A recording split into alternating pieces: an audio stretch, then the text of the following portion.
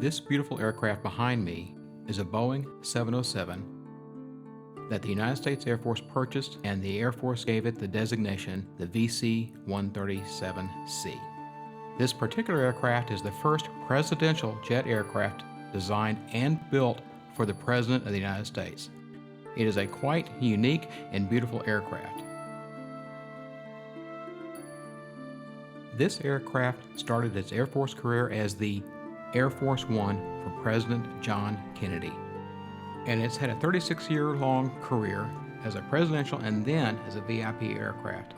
And now it continues its ever-expanding career as a museum artifact, which it not only tells the story of President John Kennedy and our presidents, but it's also a wonderful Cold War artifact.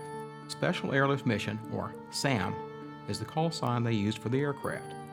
1962 was the year it was produced, so it uses 62 at the beginning of the serial number. But rather than say the entire serial number, the aircrew referred to it as SAM 26000. We can refer to this aircraft as SAM 26000 or as President Kennedy's Air Force One. Yes, other presidents flew it, but most people identify with this aircraft carrying the President of the United States and the events associated with President John Kennedy. SAM 26000 carries a very special paint scheme. The President of the United States had been flown in jet aircraft before, but these aircraft had day-glow orange panels on them, and they really weren't presidential aircraft. Rather, they were just one of several VIP aircraft. When the Air Force decided to purchase this aircraft for the President realized he was speaking for the American people, and he wanted something special, so he tasked his wife Jackie and a man named Raymond Loewy, who was a famous railroad designer and a really wonderful designer and architect, to come up with a special paint scheme for this aircraft. What makes this aircraft special is not only the bright colors it shows that stands out in the whites and blues, it's just marvelous. But you'll also notice, painted down the side of the entire fuselage in big, bold letters, United States of America. This is a symbol that the President is representing the Republic and the people of the United States. And they came up with this really beautiful paint scheme, and the basic paint scheme is still used by the presidential aircraft even today. The rest became a keenly etched memory for all America and the world. Earlier, and even the freeway was jam-packed with spectators waiting their chance to see the President as he made his way towards the Trade Mart. It appears as though something has happened in the motorcade route. Something, I repeat, has happened in the motorcade route. When the aircrew learned that the President had been assassinated and that the body was going to be flown back to the D.C. area on SAM 26000, they simply refused to put the casket in the cargo hold, which is directly below the aft entrance.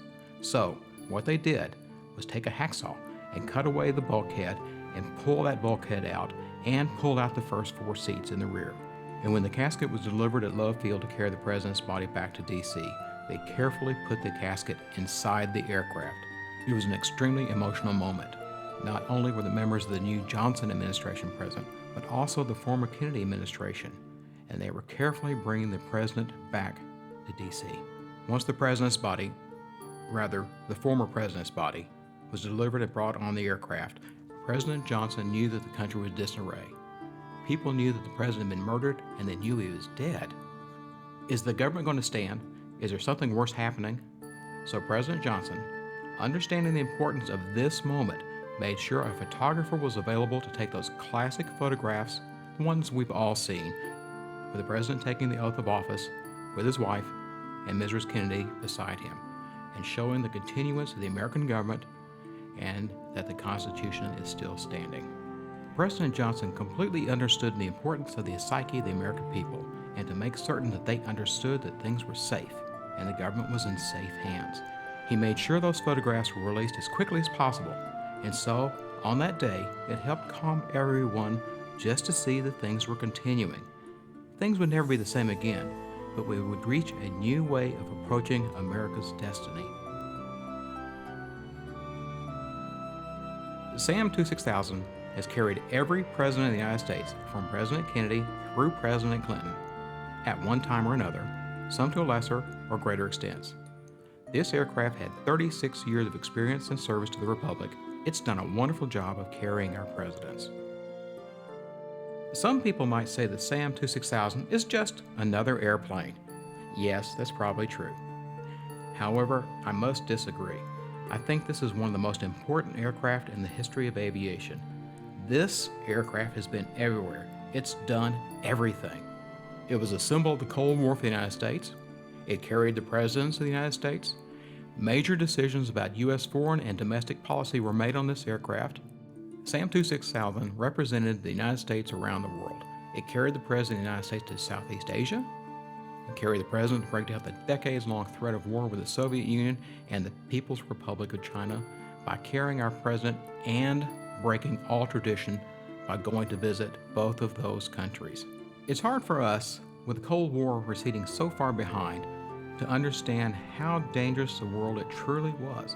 This aircraft carried the people, and a visitor, when they go aboard this aircraft, can actually be in one of the most historic places on Earth that moves. Yes, it's an aircraft. We at the National Museum of the United States Air Force, however, see it as much more than just an aircraft. It's an artifact. It's a pretty big one, and it's one of our biggest artifacts. But it's extremely important that we do our best to maintain it so it will be available to the American public to visit for centuries in the future. And they will be able to stand at a place that shaped American history on that fateful day in November.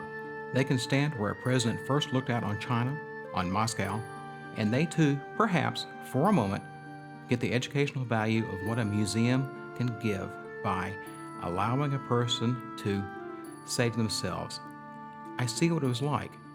I understand what the president was seeing. I understand what his staff members were thinking. I have a better understanding. And that, after all, is our primary goal, to prepare the American people to understand what's going on, and in particular, our youth. We're reaching out. And so, as children go through this aircraft, they may not remember President Kennedy's assassination, but they'll know when they see it, they can say to themselves, I've been there. I understand, and I have a personal relationship with this artifact. So this aircraft, yes, it flew for 36 years, but it's going to continue. It's just going into its next career. This aircraft has an entirely new career of educating and informing the public, the American public, and the world.